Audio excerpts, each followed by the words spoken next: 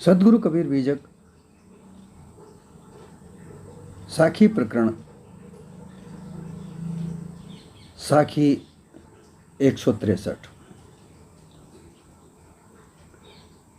सेमर केरा सुवना छिवले बैठा जाय, चोंच संवारे सिर धुने ई उस ही को भाई।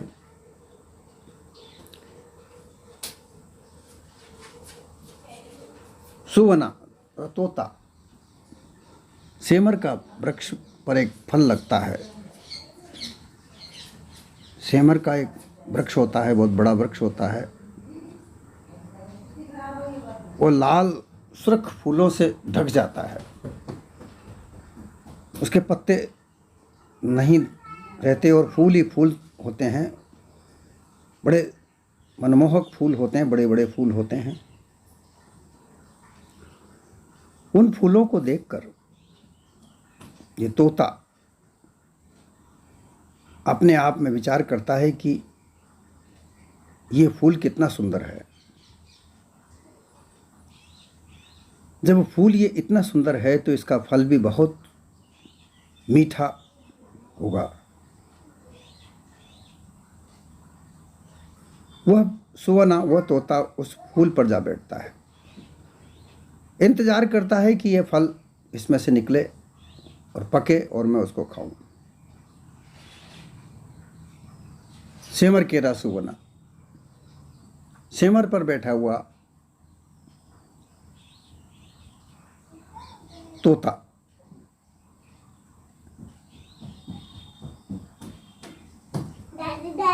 छिवले बैठा जाए, वह उसके पास जाकर बैठ जाता है, फूल के पास जाकर बैठ जाता है कि इसमें से फल अति सुंदर निकलेगा और यह फल मैं खाऊंगा। वह उसके ऊपर उस फूल के पास इसलिए भी बैठता है कि अगर इस फूल को मैं छोड़ देता हूँ तो कोई दूसरा तोता आकर इस पर बैठ जाएगा, उस पर अधिकार जमा लेगा। इसको देखा तो मैंने है, इसलिए ये इस पर मेरा अधिकार है और मैं ही इस पर बैठूंगा, मैं ही इसको खाऊंगा। ऐसा सोचकर वो उस पर बैठता रहता है।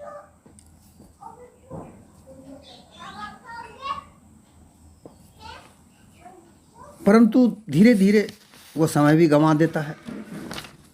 उसका समय निकलता है, उस फूल में से फल निकलता है। वह इंतज़ार करता है कि फल तो निकल रहा है।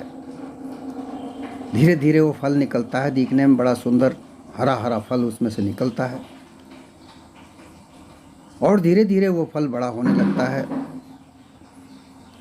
फूल की पंखुड़ियाँ टूटने लगती हैं और फल बड़ा होने लगता है। जब वो पूर्णतः उस फूल की पंखुड़ियाँ टूटकर गिर जाती हैं, फल ही फल रह जाता है। दिखने में बहुत सुंदर होता है। वह सोचता है केरी की तरह वह फल होता है, जैसे केरी होती है इसी तरीके से वो निकलता है। केरी खाने में बड़ा आनंद होता है तोते को, इसलिए वो उसको केरी की तरह फल समझकर उसको खाने के लिए आनंदित होता है। और जब बड़ा सा हो जाता है तब वो उस पर चोंच मारता है तो उसमें से रुई की तरह रुई निकलती है। उसमें फल में से कोई गूदा खाने लायक कुछ नहीं भी निकलता। ऐसा होने पर वह तोता सिर धुनता है कि हाय, मैंने ऐसा क्या कर दिया। इस फल की आश में मैंने अपना समय गंवाया, परंतु फल इसमें से तो रुई निकली है, खाने के लिए कोई वस्तु नहीं निकली।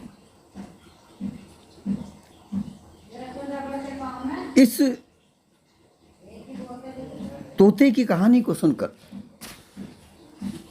यह अंदाजा लगाना चाहिए कि मानव देह में हम आए हैं,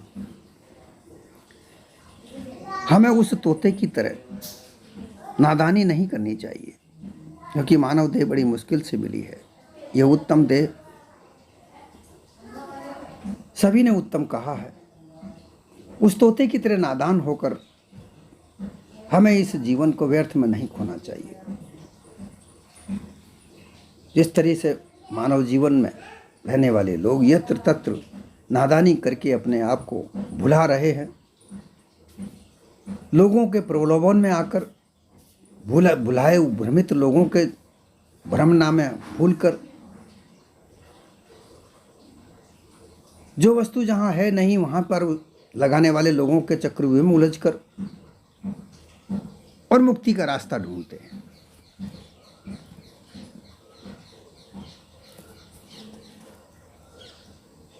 लोगों को सत्य यथार्थ ज्ञान की आवश्यकता होती है। इस मानव देह में रहकर सत्य यथार्थ ज्ञान को जब तक प्राप्त न करे तब तक भूल भ्रम नहीं है। इस भूल भ्रम नाम से निकलकर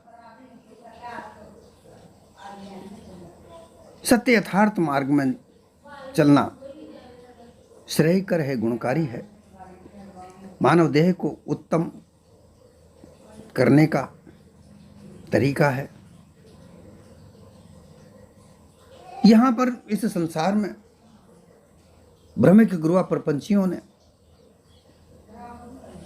जिस तरीके से उस सेमर का फूल बड़ा सुंदर होता है, इसी तरीके से अपने आप को भेक धारण करके तरह तरह के रंग बिरंगे भेकों में अपने आप को ढक करके लोभी लालची गुरुआ प्रपंची लोग इस संसार में विचरण करते हैं। कोई जटा बढ़ाता है, कोई मूंड मुड़ाता है, कोई लाल कपड़े पहनता है, कोई पीले पहनता है, कोई गेरुए पहनता है, कोई रुद्राक्ष की मालाएं पहनता है, कोई मोतियों की माला पहनता है, कोई लकड़ी की माला पहनता है, कोई हाथ में कमंडल लेता है। विभिन्न प्रकार के रंग बिरंगे वेश धारण करके इस संसार में विचरण करते हैं और उन वेशधारियों को देखकर, जैसे वो फूल की सुंदरता को देखकर वो तोता ललचाया था, इसी तरीके से संसारिक लोग उन वेशधारियों को देखकर ललचाते हैं कि इनके पास मुक्त करने का, मुक्ति देने का, सिद्धियां प्राप्त कराने का कोई साधन होगा। क्योंकि संसार में मानव मात्र जो गृहस्थी लोग हैं वो भी तो लोभ और लालच के आधार पर जी रहे। ज्यादातर गृहस्थी लोग लोभ और लालच से जीते हैं, व्यापार करते हैं अधिक मुनाफाखोरी से, नौकरी करते हैं, वहाँ नौकरी करने वाले लोग अपनी तनख्वाह से संतुष्ट न होकर वहाँ भी रिश्वतखोरी को बढ़ावा देते हैं। बड़े बड़े पदाधिकारी जो सरकार की जो नौकरी है उसमें ईमानदारी नहीं बरतते हैं, लोभी लालची होकर वहाँ भी जो सरकारी खजाना है उसको लूटने का प्लान बनाते हैं और लूट रहे हैं। इसके चलते वो जो धन घर में आता है, जो लूटा खसोटा हुआ धन, जो रिश्वतखोरी से प्राप्त किया हुआ धन, जो छल कपट पाखंड से किया हुआ धन, वो जब घर में आता है उस धन से फिर ऐश्वर्य प्राप्त करने का प्लान चलता है, क्योंकि पैसे की कमी नहीं होती। बिना कमाया नेक नीति से के बगैर पैदा किया धन, जो बिना नीति से, बिना ईमानदारी से, छल कपट पाखंड से कमाया हुआ धन है, वह धन नेक नीति में नहीं जाएगा। उस धन से कभी अच्छे कार्य नहीं होंगे, अगर उससे कार्य होंगे तो गलत कार्य ही होंगे। ऐश्वर्य के सामान खरीदेगा, बड़े बड़े मकान बनाएगा, मकान में तरह तरह की व्यवस्थाएं बनाएगा, बड़ी बड़ी गाड़ियां खरीदेगा, रात दिन शराब, जुआ, वेश्यावृत्ति, इनमें अपने आप को रमाएगा, क्योंकि वो धन कमाने का साधन ही उसी रास्ते का है, छल कपट पाखंड का रास्ता है। वह उसमें उलझकर धन कमाने का, ज़्यादा से ज़्यादा धन कमाने का षड्यंत्र रचेगा। और अंत में क्या मिलेगा? अंत में वो समय निकलता चला जाएगा। मानव जीवन का जो जीवन है ये सदैव नहीं रहता, इसका अंत होता है। और जब अंत आता है, उस अंत समय में कुछ हासिल नहीं होता। अंत समय में अगर छल कपट पाखंड का भांडा फूटता है तो उसे जेल होती है। संसार में रहते हुए उसे प्रताड़ित होना पड़ता है। धन जहाँ का जहाँ धरा रह जाता है। जो देह छूटती है उस देह में तरह तरह की बीमारियां लगती हैं। असमंजस की स्थितियां पैदा होती हैं। अंत समय बड़ा विचलित होता है, दुखी होता है, परिवार को दुखी करता है। वो जो लाखों करोड़ों रुपया उसने छल कपट पाखंड से कमाया होता है वो उसकी बीमारी में ही लग जाया करता है, या उसके परिवार के लोग बीमार रहने लगते हैं। तरह तरह की परेशानियां उसके परिवार पर आकर गिरती हैं। उन परिवार की परेशानियों को दूर करने के लिए उस धन को खर्च करता है। ऐसे करते करते ही प्रपंच में ही उसका जीवन गुजर जाता है। उसे शांति प्रिय जीवन कभी मिलता ही नहीं है। क्यों? कि उसने कभी शांति प्रिय जीवन जीने की तलाश नहीं की। कभी ऐसे संत के पास उसने सत्संग नहीं की जो छल कपट पाप से रहित कोई रास्ता उसे बताए जिस पर चलकर शांति प्राप्त होती हो। ज़्यादा बड़ी बात करने की आवश्यकता यहाँ नहीं होती। जो गृहस्थी लोग हैं, संत बनना, महात्मा बनना, गृहस्थी को त्याग कर विरक्त जीवन व्यतीत करना, ये एक अलग बात है। परंतु गृहस्थी में रहकर के व्यक्ति अपने जीवन को, अपने गृहस्थ जीवन को साधारण तौर पर शांति प्रिय तरीके से बना ले, ये सबसे बड़ी परख है। क्योंकि सभी महात्मा नहीं बन सकते। सभी महात्मा बनने की होड़ करें, ये उचित नहीं है। महात्मा बनने के लिए या संत बनने के लिए, विरक्त बनने के लिए अलग ही व्यवस्था होती हैं और उनमें कोई कोई बिरला ही जा सकता है। जबरदस्ती किसी के दिखावे को देखकर खुद को भी वैसा बनाने की चेष्टा दुखदायी होती है। वो एक कुत्ते के जैसा होता है, जो धोबी का कुत्ता होता है, जो घाट का रहे ना घर का रहे। ऐसी स्थिति उसकी हो जाती है। फिर वही छल कपट पाखंड का रास्ता वह चुनता है। वह रास्ता वो गृहस्थी में रहकर भी चुनता तो वही पाखंड पर रहता, और वही रास्ता दिखावे को देखकर अगर भेक धारण करके वो संसार में करता है तो वह भी भेकधारी नहीं रह जाता। ऐसी स्थिति को देख करके साहब ने ये साखी कही है कि जो वो तोता है, सुंदर फूल को देखकर उस पर अपना मन ललचाया और उस पर वो इस विश्वास के साथ बैठा कि इसमें फल, बहुत मीठा फल होगा, ये फल खाकर मैं तृप्त हो जाऊंगा, ऐसा सोचकर उस फूल के साथ बैठकर अपना समय गंवाता रहा। ठीक उसी तरीके से मानव जीवन में लोग सत्य यथार्थ को प्राप्त न करके अनुमान कल्पना में उलझकर कोई ईश्वर है, कोई परमात्मा है, उसका ज्ञान प्राप्त करके है कोई नहीं, कुछ नहीं है, परंतु हजारों सालों से ये मान्यताएं इस संसार में चल रही हैं। उन्हीं मान्यताओं को प्राप्त करके, उन्हीं मान्यताओं वाले गुरुओं का शिष्य बनकर और उनसे वही पाखंड छल कपट सीख कर वो और आगे बढ़ाने लगता है।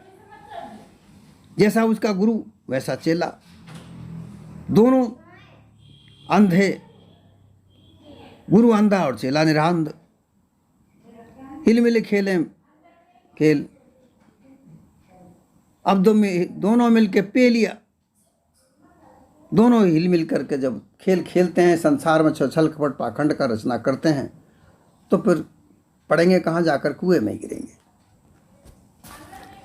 उन दोनों को मुक्ति नहीं प्राप्त हो सकती। मुक्ति का अर्थ जीवत मुक्ति प्राप्त करना है। और जीवन मुक्ति कैसे? बुराइयों से दूर, बुराइयों का त्याग करके अच्छाइयों को धारण कर ले। दुख का कारण बुराइयां हैं, आदतें बुरी दुख का कारण है।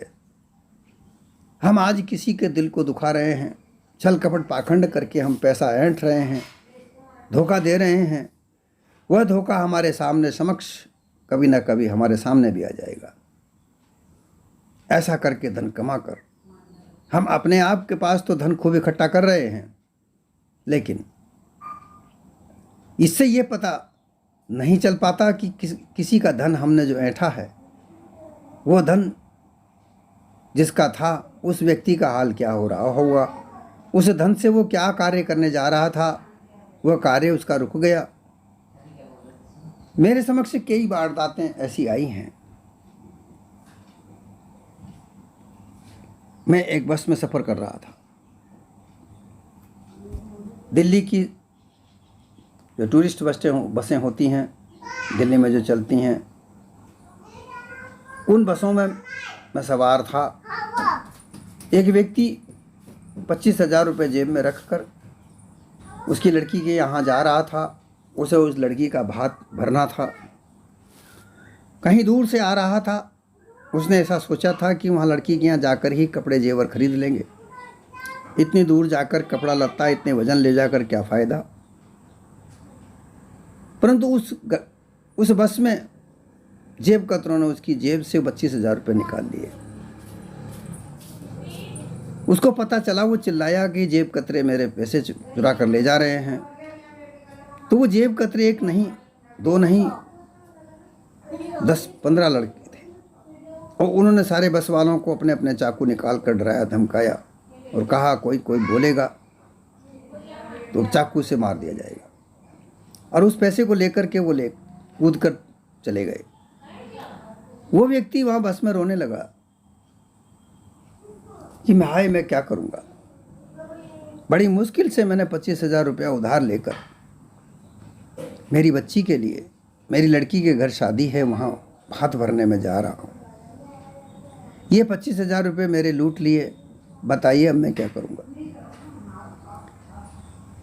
परंतु वो लुटेरे वो 25,000 रुपये लेकर चले गए। वो रुपया कहाँ काम आएगा। वो लुटेरे उस पैसे का क्या करेंगे। दिन भर शराब पिएंगे, मांस खाएंगे, वेश्यावृत्ति करेंगे और दूसरे दिन समाप्त कर देंगे। वो पैसा उनके जीवन में कहीं परोपकारी में काम नहीं आया। और इस व्यक्ति के पास वो पैसा बड़ी मुश्किल से इकट्ठा करके लाया था। यहाँ तो उसका सामाजिक दायित्व था। परंतु ये छल कपटी लूट करने वाले लोग, इनके अंदर दया नहीं है। तो जहाँ दया नहीं है वहाँ कैसा धर्म है। छल कपट पाखंड का जीवन किसी के लिए कितना निर्दयपूर्ण होता है, कितना दुखदायी होता है। ये उन पाखंडी छल कपटी वाले लोगों को दया के बगैर चलाता है। अगर उनके दिल में दया हो तो आज जिस हिस्से का पैसा होता है वो वहीं काम आए। आज क्या हो रहा है हम देख रहे हैं। मुझे कहने में ज़रा भी हिचकिचाहट नहीं है कि हम देख रहे हैं कि नेताओं के पास जो पैसा आता है वो उस पैसे को गरीब जनता में नहीं कार्य करते। वो हड़प रहे हैं। उनके पास धन इतना इकट्ठा हुआ है कि कोई गिनती नहीं है। बेशुमार धन उनके पास एकत्रित है। बताइए वो पैसा उनके पास कहाँ से आता है। उनको बताने में शर्म आती है, क्योंकि अगर वो बताएं तो खुद कानूनी दायरे में फंसते हैं। वो बता नहीं सकते, उसको खर्च कर नहीं सकते। परंतु वह पैसा कहीं किसी काम का नहीं, वो सड़ रहा होता है। अगर वो धन उन गरीबों के काम आए, जिस गरीबी के लिए, जिस व्यवस्था के लिए वो आया है, सरकारें उस पैसे को जिस कार्य के लिए लगाने के लिए दे रही है, अगर उस कार्य में वो पैसा काम आए तो बताइए गरीबों का क्या हाल सुधर सकता है, उनकी स्तर बदल सकता है, उनके जीवन में खुशहाली आ सकती है। परंतु सारी खुशहालियों को बटोर कर केवल अपना अपनी मान मर्यादा में बढ़ा चढ़ा कर रहने वाले लोग केवल चुनाव में वो उस पैसे को खर्च करके और गुंडे मवालियों को शराब पिलाकर, जुआ खिलाकर, केवल वोट के लिए कार्यरत करने के लिए उस पैसे का दुरुपयोग करते हैं। ये कहाँ का धर्म है? और फिर अमुक धर्म, अमुक नाम, अमुक भारत ऐसा होना चाहिए, वैसा होना चाहिए, जाति पाति को बढ़ावा देने वाले लोग, छोटी जातियों पर अत्याचार करने वाले लोग आज भी सक्रिय हैं, क्योंकि उनको सबको धन चाहिए। वो गरीबी की ज़िंदगी को जीना नहीं चाहते, वो धन बटोरना चाहते हैं। अनपढ़ जैसे, गंवार जैसे लोग बड़े बड़े पदों पर पहुंच गए, क्योंकि गुंडागर्दी जानते हैं, नीतियां नहीं जानते, केवल गुंडागर्दी जानते हैं। तो ये सब लोग मुक्त नहीं हो सकते। ये कहीं ना कहीं जाकर अपने जीवन में बंधेंगे अवश्य, और ऐसे बंधेंगे जब तक इनका जीवन रहेगा तब तक छूट नहीं पाएंगे, क्योंकि यह दया विहीन जीवन कभी किसी का नहीं हुआ। जब तुम किसी के ऊपर दया नहीं करोगे तो तुम्हारे ऊपर दया कौन करेगा? तुम वितंडता, उदंडता अपनाकर अपना जीवन चलाते हो केवल ऐश्वर्य प्राप्त करने के लिए, और कोई सुख समृद्धि नहीं, केवल ऐश्वर्य प्राप्त करने के लिए ये दूसरों के धन को हड़पते हैं।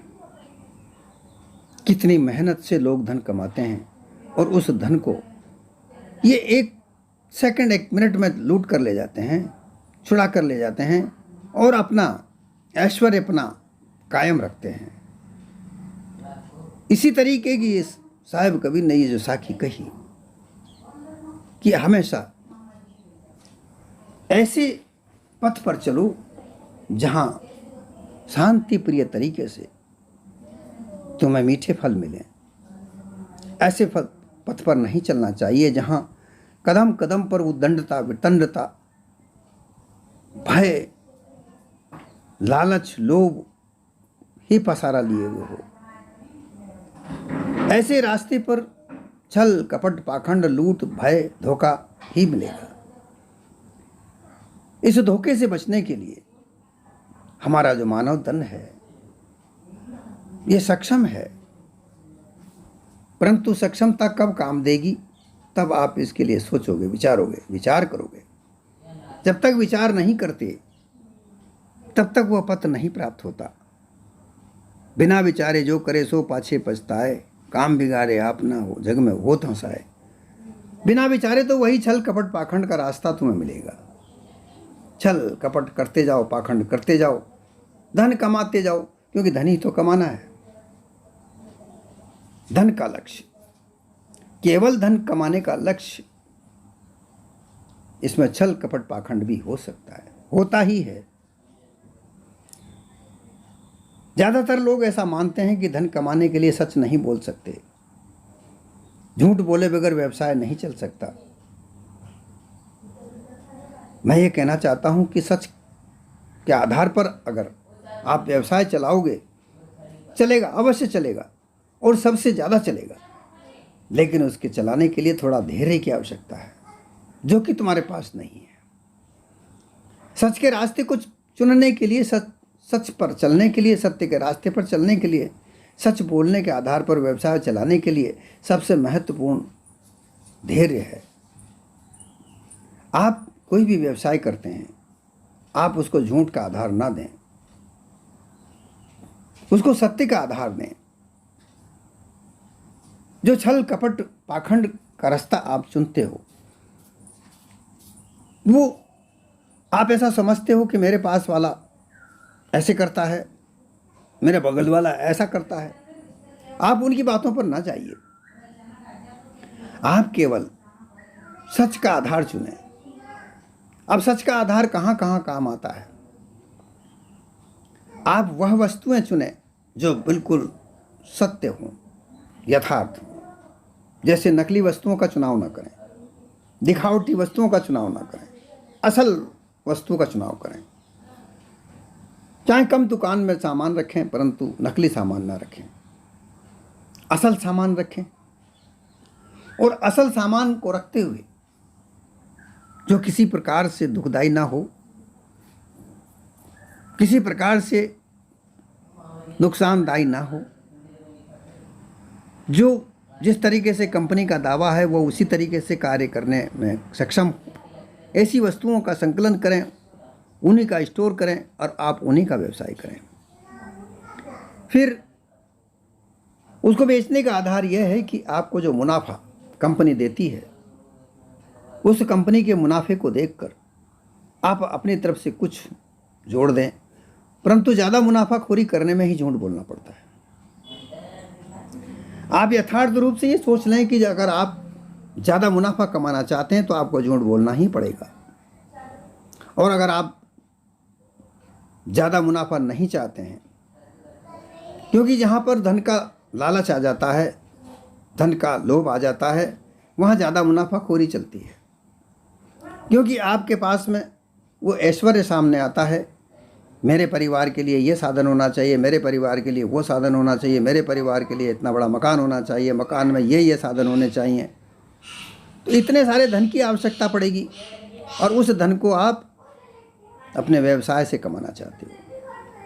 आप धैर्य रखिए, आपका व्यवसाय वही धन देगा, सब आपके ऐश्वर्य भी संपूर्ण होंगे, आपकी सब समृद्धियाँ प्राप्त होंगी, लेकिन धीरे धीरे करिए। आप अगर चाहें कि मैं दुकान लगाऊं, मैं व्यवसाय चालू करूं, 1 साल के अंदर ही मैं सारी ऐश्वर्यता प्राप्त कर लूं, ऐसा सोचोगे तो आप अवश्य छल कपट पाखंड का रास्ता चुनोगे। लोग नहीं मानते कि नहीं, व्यवसाय करने के लिए झूठ बोलना पड़ेगा। क्यों बोलना पड़ेगा? नहीं बोलना पड़ेगा। आप अपनी एक नीति बनाइए कि मुझे इतना लेना है। कोई अगर आपको मार्गेजिंग अगर करता है, कम ज़्यादा करता है, तो उसको बोल दीजिए कि मैं इतने में ही दूंगा, आपको चाहिए तो ठीक, नहीं तो कोई बात नहीं। आपकी दृढ़ता को देखकर और उस वस्तु की बहुमूल्यता को देखकर, उसकी उचित रेट को देखते हुए, उसके उचित कार्य को देखते हुए, वह व्यक्ति आप धीरे धीरे आपकी तरफ ही आकर्षित होगा और आपकी वस्तुएं बिकना आरंभ हो जाएगी। आपका व्यापार बढ़ता चला जाएगा और आप अन्य के आगे चले जाओगे। जो अन्य लोग छल कपट पाखंड में से नकली वस्तुएं बेचते हैं, दिखावटी वस्तुएं बेचते हैं, उनका पर्दा खोल जाएगा, वो भांडा फूट जाएगा कि इसके पास सस्ती वस्तु देता है परंतु ये नकली हैं, और लोग उधर उनका विश्वास हट जाएगा और आपके ऊपर विश्वास दृढ़ होता चला जाएगा। यही ये बात साखी कहती है कि विश्वास ऐसी चीज़ पर करे जो कभी टूटे नहीं, क्योंकि उस तोते ने विश्वास ऐसी चीज़ पर किया जो करने लायक नहीं थी।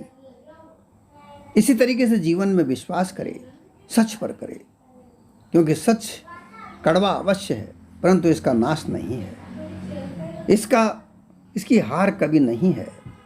अगर हार है तो छल कपट पाखंड की हार है।